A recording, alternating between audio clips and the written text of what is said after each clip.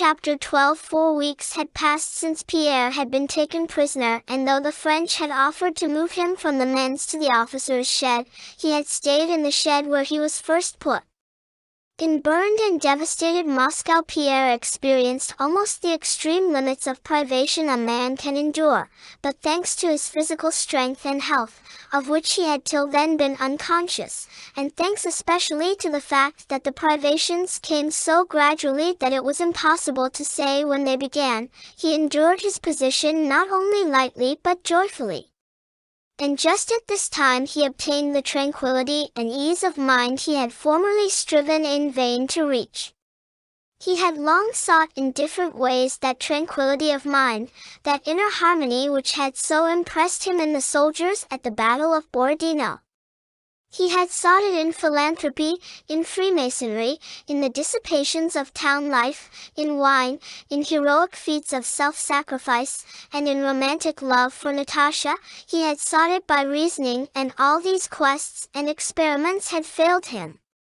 And now, without thinking about it, he had found that peace and inner harmony only through the horror of death, through privation, and through what he recognized in curative. Those dreadful moments he had lived through at the executions had as it were forever washed away from his imagination and memory the agitating thoughts and feelings that had formerly seemed so important. It did not now occur to him to think of Russia, or the war, or politics, or Napoleon. It was plain to him that all these things were no business of his, and that he was not called on to judge concerning them and therefore could not do so. Russia and summer weather are not bound together, he thought, repeating words of curatives which he found strangely consoling. His intention of killing Napoleon and his calculations of the cabalistic number of the beast of the apocalypse now seemed to him meaningless and even ridiculous. His anger with his wife and anxiety that his name should not be smirched now seemed not merely trivial but even amusing.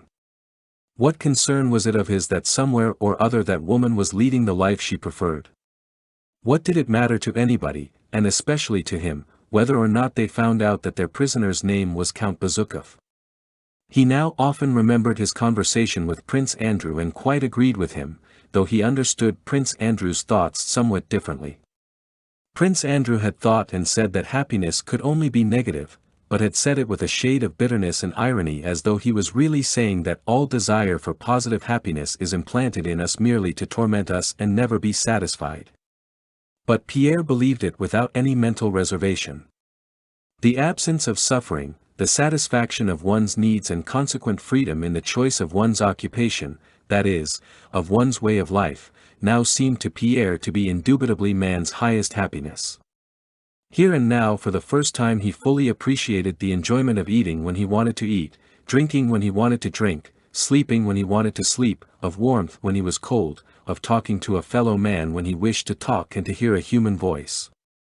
The satisfaction of one's needs, good food, cleanliness, and freedom now that he was deprived of all this, seemed to Pierre to constitute perfect happiness, and the choice of occupation, that is, of his way of life, now that that was so restricted, seemed to him such an easy matter that he forgot that a superfluity of the comforts of life destroys all joy in satisfying one's needs, while great freedom in the choice of occupation, such freedom as his wealth, his education, and his social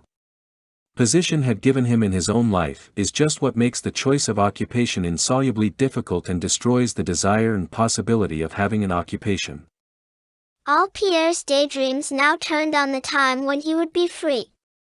Yet subsequently, and for the rest of his life, he thought and spoke with enthusiasm of that month of captivity, of those irrecoverable, strong, joyful sensations, and chiefly of the complete peace of mind and inner freedom which he experienced only during those weeks.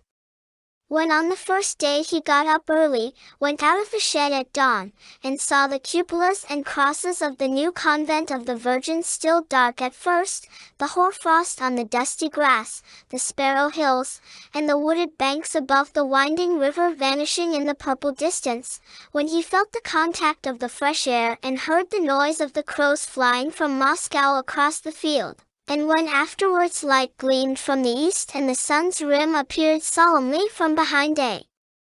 cloud, and the cupolas and crosses, the hoarfrost, the distance and the river, all began to sparkle in the glad light. Pierre felt a new joy and strength in life such as he had never before known.